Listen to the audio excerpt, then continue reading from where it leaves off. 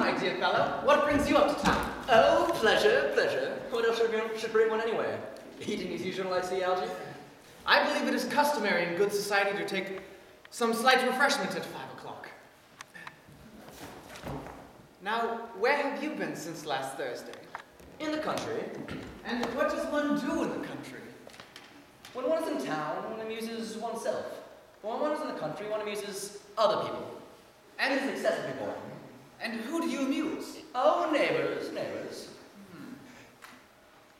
Got nice neighbors around your parts of Shropshire? Perfectly horrid. Never speak to one of them. How immensely you must amuse them. Shropshire is your county, is it not? Shropshire? Yes, of course. Hello. Why these cups? Why cucumber sandwiches? Why such reckless extravagance in one so young? Who's coming to tea? Oh, merely Aunt Augusta and Gwendolyn. How perfectly delightful. Yes, that is all very well. But I don't think Aunt Augusta will be quite so pleased to see you. May I ask why? The way you flirt with Gwendolyn is perfectly disgraceful. It's almost as bad as the way she flirts with you. But I'm in love with Gwendolyn. I have come up to town expressly to propose to her. I thought you would come up for business. I call that pleasure. How romantic you are, Algy. Well, there's nothing romantic about a proposal. Why, one may be accepted. One usually is, I believe. Then the excitement is all over. The very essence of romance is uncertainty. If I ever get married, I will certainly try to forget the fact. Oh, I have no doubt about that.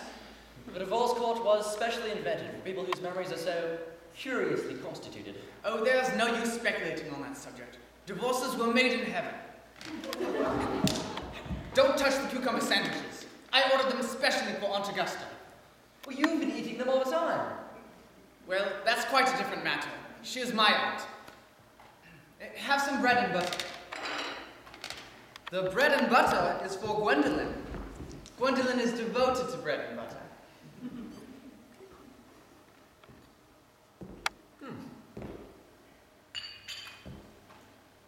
And very good about the butter it is, too. Well, my dear fellow, you need not eat as if you're going to eat it all. You act as though you are married to her already, and you are not married to her already. And I don't think you ever will be. Why on earth do you say that? Girls never marry the men they flirt with. Girls don't think it's right. Oh, what is nonsense? It isn't. It is a great truth. It accounts for the extraordinary number of bachelors one sees all over the place. In the second place, I don't give my consent. Your consent? Gwendolyn is my cousin, and before I allow you to marry her, you will have to clear up the whole question of Cecily. Cecily? What do you mean, Algy, by Cecily? I don't know anyone of that name. Lane, would you bring me Mr. Worthing's cigarette case that he left in the smoking room last time he dined here? Yes, sir. Do you mean to say that you've had my cigarette case here all this time? I wish to goodness you'd have told me about it. I've been writing frantic letters to Scotland Yard. I was very nearly offering a large reward. Well, I wish you would. I happen to be more than usually hard up. There is no use offering a large reward now that it's been found. Thank you. I think it's rather mean of you, Earnest. However, now that I look at the inscription inside, I see that this isn't yours after all. Of course it's mine. You've seen it with me 100 times. Besides, you have no right to read it written inside of there. It is very ungentlemanly to read it written inside of a private cigarette case. Oh, that is absurd. It's absurd to have a hard and fast rule about what one should read and what one shouldn't. Why, more than half of modern culture depends on what one shouldn't read. I'm quite aware of the fact. But I don't propose to discuss modern culture. It is not the sort of thing one should talk about in private. I simply want my cigarette case back. But this isn't your cigarette case. This cigarette case is a present from someone of the name of Cecily. And you said you didn't know anyone of that name. Yes. Well, if you want to know, Cecily happens to be my aunt. Your aunt? Yes. Charming old lady she is too. Lives in Tunbridge Wells. So get back to me, Algy. Yes, but why does your aunt who lives in Tunbridge Wells call herself Little Cicely? From Little Cicely with her fondest love. My dear boy, what on earth do you see in that? Some aunts are tall, some aunts are not tall. That is surely a matter that the aunt should be allowed to decide for herself. Besides, you seem to think that all aunts should be exactly like your aunt. That is absurd. Give me back my cigarette case. Yes, but there's no objection to an aunt being a small aunt, but why an aunt, no matter what her size, should call her own nephew her uncle? From little Cicely with her fondest love, to her dear Uncle Jack. Your name isn't Jack at all. It's Ernest. It isn't Ernest. It's Jack. That's absurd. I've always known you as Ernest. I've introduced you to everyone as Ernest. You answer to the name of Ernest. You look as though your name was Ernest. You're the most earnest-looking person I've ever seen in my life. It's perfectly absurd you're saying your name isn't Ernest. It's even on your cards. Here's one of them. Mr. Ernest Worthing, B4 the Albany. And I'll keep this as proof that your name is Ernest, in case you try to deny it to me or to Gwendolyn or anyone else for that matter. Well, I am Ernest in town and Jack in the country. And that cigarette case was given to me in the country. Yes, but your sweet cousin Cecily calls you dear uncle. Come, old boy, you'd much better have the thing out at once. Alice, you sound exactly as if you were a dentist. It is very vulgar to talk like a dentist when one is not a dentist. It produces a false impression. Well, that is what dentists always do. Now, have the thing out. I may mention, I've always suspected you of being a confirmed and secret Bunburyist, and I'm quite sure of it now. Bunburyist? What on earth does that mean? I'll reveal to you the meaning of that incomparable expression as soon as you reveal to me why you are Ernest in town and Jack in the country. Well, produce my cigarette case first. Here it is. Now produce your explanation, and pray make it improbable. My dear aunt, there is nothing improbable about my explanation at all. In fact, it's perfectly ordinary.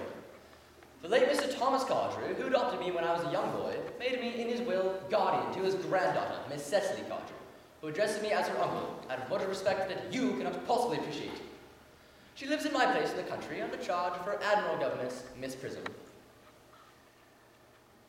Where is your place in the country, by the way? That is nothing to you, dear boy. You're not going to be invited.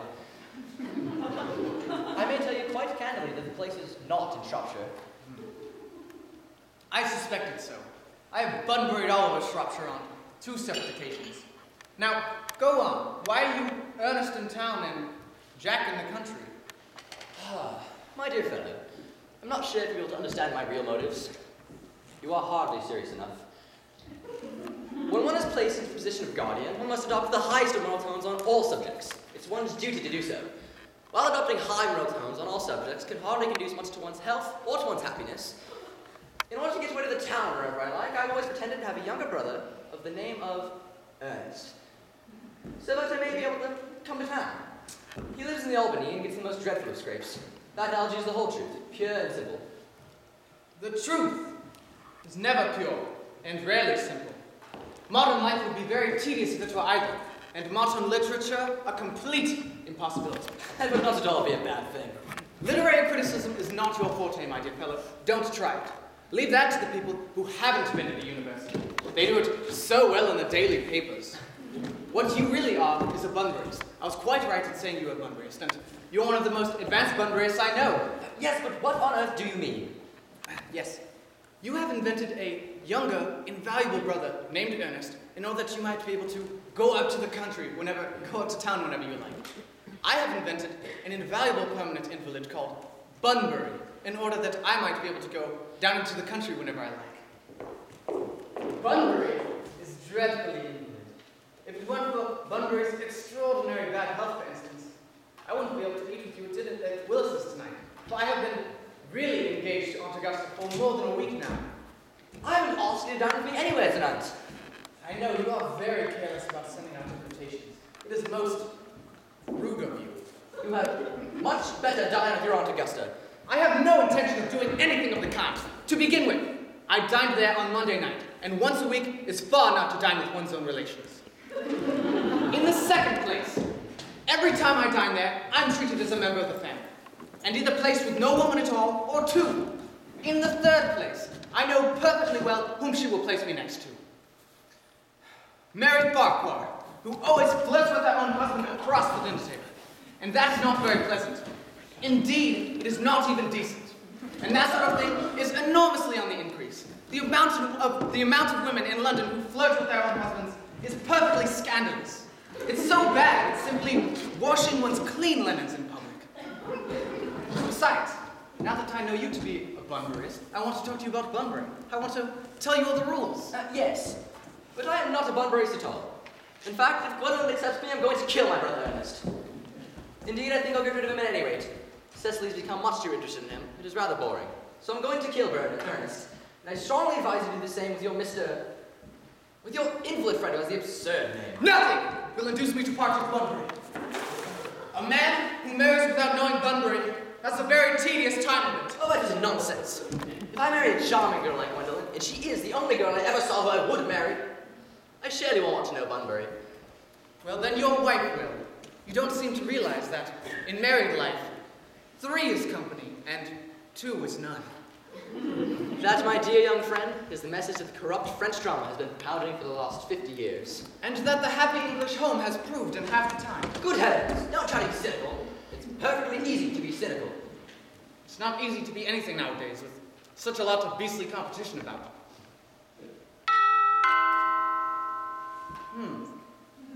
That must be Aunt Augusta. Only creditors or relatives ever ring in that Wagnerian manner. Now, if I can get her out of the way for 10 minutes in order that you might have an opportunity for proposing to Gwendolyn, might I dine with you to Willis's tonight? I suppose so, if you really want to. Yes! But you must be serious. I hate it when people aren't serious about meals. It is so shallow of them.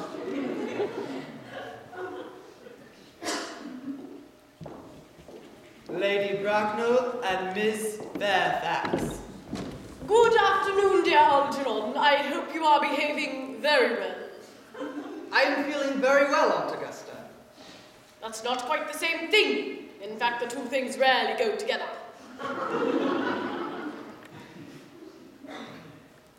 My, you are smart. I am always smart. Am I not, Mr. Worthing? You are quite perfect, Miss Fairfax. Oh, I hope I am not that. It would leave no room for developments. And I intend to develop in many directions. I'm sorry if we are a little late, Algernon, but I was obliged to call on Lady Harbury. I hadn't been there since her poor husband's death.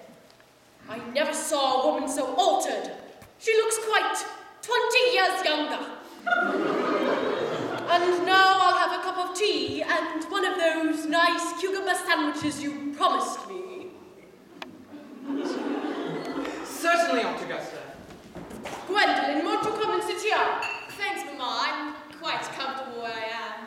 Lane, where are the cucumbers? There were no cucumbers at the market this morning, sir. I went down twice. No cucumbers? No, sir. Not even for ready money. Thank you, Lane. That will do. Thank you, sir.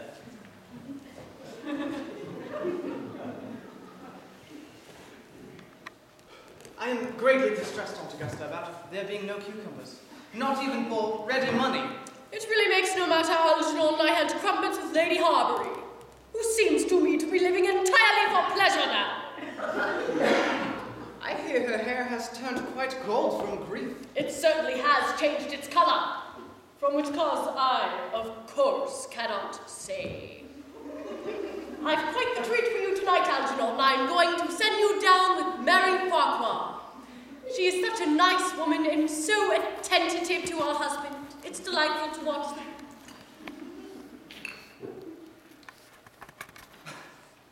I am greatly distressed, Aunt Augusta, but I have some bad news that I will not be able to dine with you tonight after all. I hope not, Algernon. It would put my table out completely. Your uncle would have to dine upstairs. Fortunately, he's accustomed to that.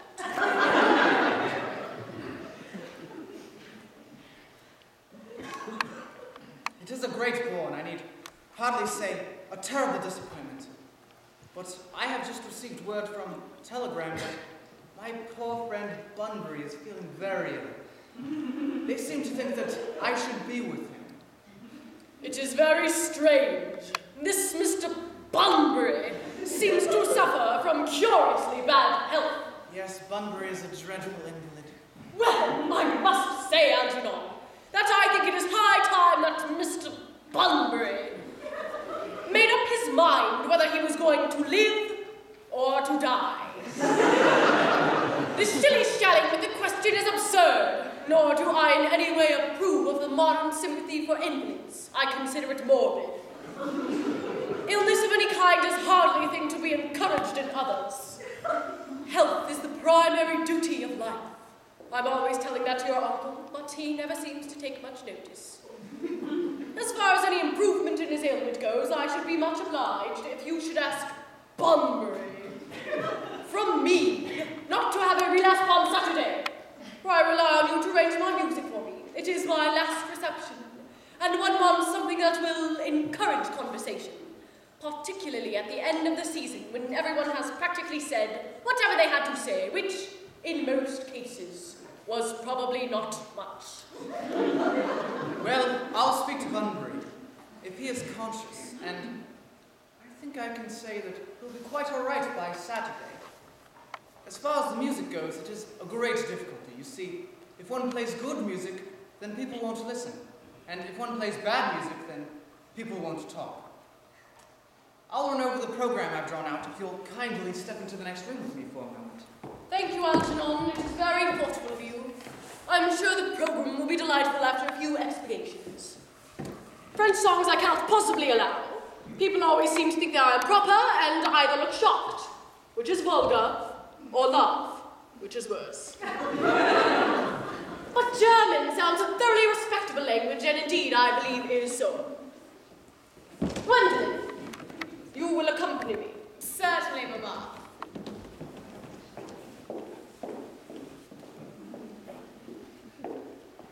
Charming day to spend, Miss Fairfax. Pray don't talk to me about the weather, Mr. Worthing. Whenever people talk to me about the weather, I always feel quite certain that they mean something else. And that makes me so nervous. I do mean something else. I thought so. In fact, I am never wrong. And I would like to be allowed to take advantage of Lady Bracknell's temporary absence. I would certainly advise you to do so. Mamma has a way of coming back suddenly into a room that I have often had to speak to her about.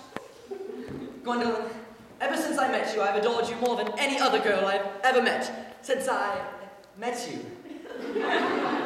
Yes, I am quite well aware of the fact. And I often wish that, in public at any rate, you had been more demonstrative. For me, you have always had an irresistible fascination. Even before I met you, I was far from indifferent to you. We live, as I hope you know, Mr. Worthing, in an age of ideals. The fact is constantly mentioned in the more expensive monthly magazines, and has reached the provincial pulpits, I am told. And my ideal has always been to love someone of the name of Earnest. There is something in that name that inspires absolute confidence. The moment Algernon first mentioned to me that he had a friend called Earnest, I knew I was destined to love you. You really love me, Gwendolyn? Passionately. Darling, you don't know how happy you've just made me. My own Earnest. But you don't mean to say that you couldn't love me if my name wasn't Earnest. But your name is Earnest. Yes, I know it is. But supposing it were something else, do you mean to say that you couldn't love me then? Ah, that is clearly a metaphysical speculation. And like most metaphysical speculations, has very little reference at all to the actual facts of real life, as we noted. Well, really, Gwendolyn, I must say that I don't care for the name of Earnest at all. I don't think it suits me. It suits you perfectly. It is a divine name. It has a music of its own. It produces vibrations. Well, personally, darling, I must say that I think there are other much nicer names. Like, Jack, for instance, a charming name. Jack? No, there is very little music in the name Jack. If any at all, indeed. It does not thrill. It produces absolutely no vibrations. I have known several Jacks, and they all, without exception, were more than usually plain. Besides, Jack's a notorious domesticity for John, and I pity any woman married to a man called John. She would probably never be allowed to know the entrancing pleasure of a single moment's solitude. The only really safe name is Earnest. I must be christened at once. I mean, we must get married at once. Married, Mr. Worthing? Why, yes, you know that I love you, Gwendolyn, and you've led me to believe, Miss Fairfax, that you are not completely indifferent to me. I adore you, but you haven't proposed to me yet. Nothing has been said at all about marriage. The subject has not even been touched on. Well, could I propose now? I would think it an admirable opportunity. And, to spare you any possible disappointment, Mr. Worthing, I only think it fair to tell you quite frankly beforehand that I am fully determined to accept you. Gwendolyn, Yes, Mr. Worthing, what have you got to say to me? you know what I've got to say to you. Yes, but you don't say it. Will you marry me, Gwendolyn? Of course I will, darling. How long you've been about it. I'm afraid you've had very little experience in how to propose. My own one. I've never loved anyone but you. Yes, I know that. But men often propose with practice. I know my brother Gerald does. All my girlfriends tell me so. What wonderfully blue eyes you have, Ernest. They are quite blue. I hope you will always look at me just like that, especially when there are people present. Mr. Worthing! Rise up from the semi-recumbent posture! It is most indecorous! Mamma, I must beg you to retire. This is no place for you. Besides, Mr. Worthing is not quite finished yet. Finished what, may I ask? I am engaged to be married to Mr. Worthing, Mamma. Pardon me. Uh-oh. You are not engaged to anyone. When you do become engaged to someone, I or your father, should his health permit him, will inform you of the fact. An engagement should come on a young girl as a surprise, pleasant or unpleasant as the case may be. It is hardly a matter that she can arrange for herself. And now I have a few questions to put to you, Mr. Worthing. And while I am making these inquiries, you, Gwendolyn, will wait for me below in the carriage. Mamma? In the carriage, Gwendolyn. Gwendolyn, the carriage! Yes,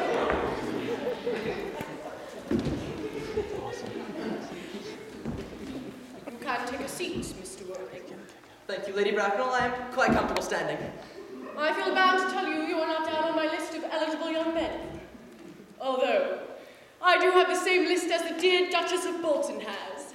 We work together, in fact. However, I'm quite ready to enter your name should your answers be what a really affectionate mother requires. Do you smoke? Well, yes, I must admit that I smoke. I am glad to hear it. A man should have an occupation of some kind. There are far too many idle men in London as it is. How old are you? 29.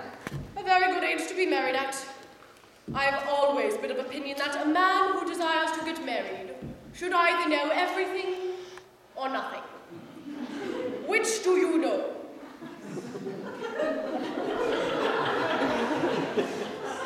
I know nothing, Lady Bracknell. I am pleased to hear it. I do not approve of anything that tampers with natural ignorance. Ignorance is like a delicate exotic fruit. Touch it and the bloom is gone. The whole theory of modern education is radically unsound. Fortunately, in England, at any rate, education produces no effect whatsoever. If it did, it would prove a serious danger to the upper classes and would probably lead to acts of violence in Grosvenor Square. What is your income? Between 7,000 and 8,000 a year. In land or in investments? Investments, chiefly. That is satisfactory. What between the duties of one expected during one's life and the duties exacted of one after one's death? Land has ceased to be a profit or a pleasure. It gives one position and prevents one from keeping it up. That's all that can be said about land. Yes, I do have a country home, of course, with some land to it. About 1,500 acres, I believe. But I never rely on that for my real income. In fact, as far as I'm concerned, the poachers are the only ones who make anything out of it. A country house? How many bedrooms? Well, that point can be cleared up afterwards. You do have a townhouse, I hope. A girl with a simple, unspoiled nature. Like Gwendolyn could hardly be expected to reside in the country. Yes, I have a home in Belgrave Square, but it is let by the year to Lady Bloxham. I get it back at 6 months' notice whenever I like, of course. Lady Bloxham? I don't know her. Oh, she goes about very little. She's a woman considerably advanced in years. Ah, nowadays there is no guarantee of respectability of character. What number in Belgrave Square? 149. The unfashionable side. Well, I thought there was something, however, that could easily be altered. Do you mean the fashion or the side? Both, if necessary, I presume. What are your politics? I must say that I really have none.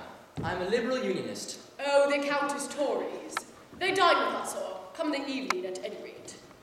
And now to minor matters. Are your parents living? I've lost both my parents.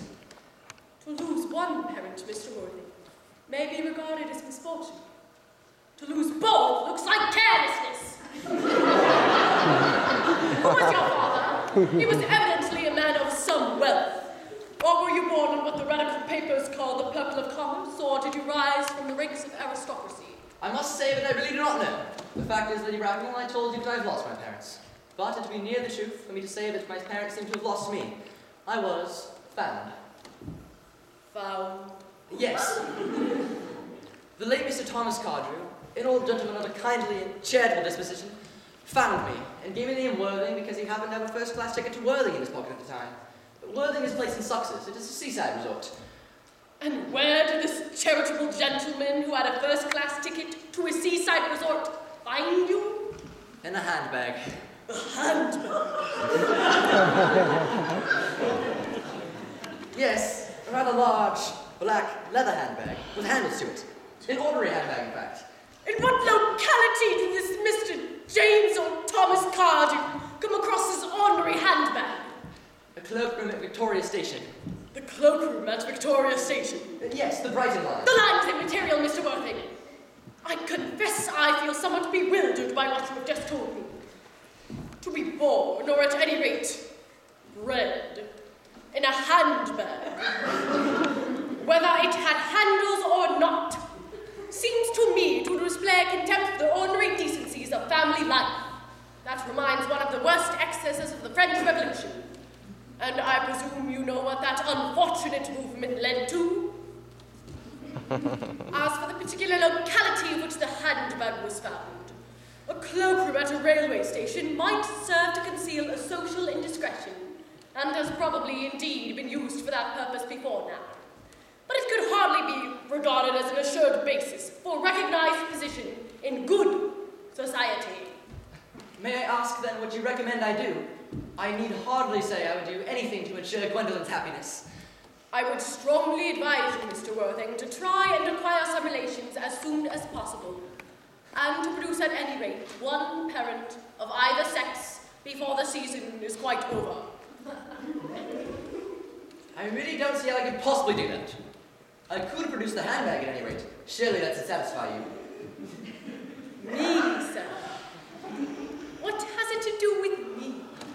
You could hardly imagine that I and Lord Bracknell would dream of allowing our only daughter, a girl brought up with the utmost care, to marry into a cloakroom and to form an alliance with a parcel. Good morning, Mr. Worthing.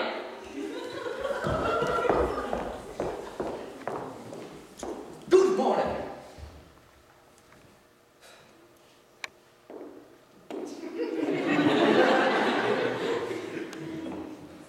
Good heavens, Algy! Don't you play that gospel tune? How idiotic you are! Didn't everything go all right, old boy? You don't mean to say that Gwendolyn refused you. It is a way she has. She's always refusing people. I find it most ill-natured of her. Oh, Gwendolyn is right as a trivet. Her mother is utterly unbearable. I've never met such a gorgon. I don't really know what a gorgon is like. But I'm quite sure that Lady Bracknell is one. In any case, she's a monster without being a myth, which is rather unfair. I beg your pardon, Algy. I suppose I shouldn't talk about your own aunt that way before you. Well, my dear boy, I love hearing my relations abused. It is the only thing that makes me put up with them at all. Relations are simply a tedious pack of people who haven't the remotest idea of how to live, nor the smallest of instinct of when to die. Oh, this is nonsense. It isn't. Well, I won't argue about the matter. You always want to argue about things. Well, that is precisely what things were made for. Upon my word, if I thought that, I'd shoot myself.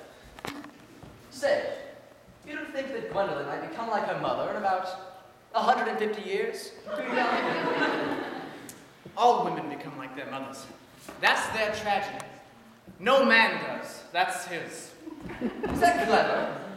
It is perfectly phrased and quite as true as any observation in civilized life should be. Well, I'm sick to death of cleverness. Everyone is clever nowadays. You cannot go anywhere without meeting clever people. It has become an absolute public nuisance. I wish to goodness we had a few fools left. We have. I should extremely like to meet them. What do they talk about? The fools? Oh, clever people. What fools? Yes. By the way, did you tell Gwendolyn the truth about your being Ernest in town and Jack in the country? My dear fellow.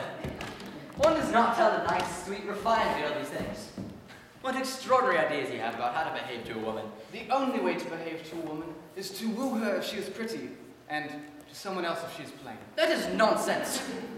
It isn't. It is a great truth, but besides the fact, what about your brother, the profligate Earnest? Oh, before the week is out, I will have got rid of him. I'll say he died in Paris of apoplexy. Lots of people die quite suddenly of apoplexy, don't they, Algy? No. It's hereditary. It's the sort of thing that runs in families. You would much better say a severe chill. You are quite sure severe chill isn't hereditary or anything of that kind? Of course it isn't. Very well, then. My poor brother Ernest, carried off in Paris by severe chill. There, that gets rid of him. But what about Cecily? Won't she feel his loss a good deal? Oh, Cecily is not a silly romantic girl, I'm glad to say. She has a capital appetite, enjoys long walks, and pays no attention at all to her lessons. I would much like to meet this Cecily. And I'll take very good care that you never do. She's excessively pretty and only just 18. Does Gwendolyn know that you have an excessively pretty ward who is only just 18? One does not blurt these things out to people, Algy. Besides, if they ever do meet, they are perfectly certain to be extremely great friends. In fact, I bet you anything you like that half an hour after they met, they'll be calling each other sister. Women only call each other that after they've called each other a lot of other things first.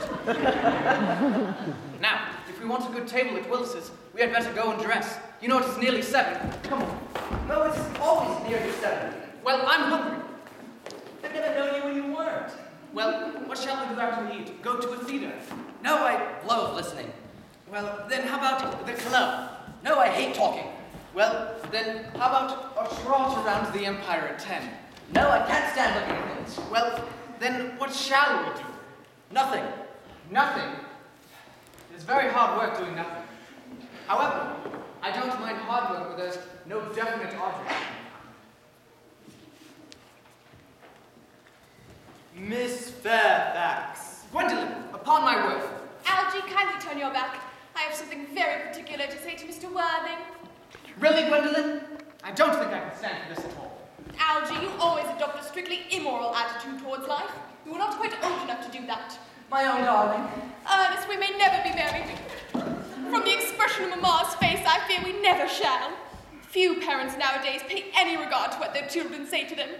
The old-fashioned respect for the young is fast dying out. Whatever influence I ever had over Mamma, I lost at the age of 3. But although she may prevent us from becoming man and wife, and I may marry someone else, and marry often, nothing that she can possibly do can alter my eternal devotion to you. Gwendolyn. The story of your romantic origin, as related to me by Mamma with unpleasing comments, has naturally stirred the deeper fibers of my nature. Your Christian name has an irresistible fascination. The simplicity of your character makes it exquisitely incomprehensible to me. Your town address at the Albany I have. What is your address in the country? The Manor House, Woolton, Hertfordshire. There is a good postal service, I suppose. It may be necessary to do something desperate. That, of course, will require serious consideration. My own one. How long do you remain in town? Till Monday. Good. Algy, you may turn round now.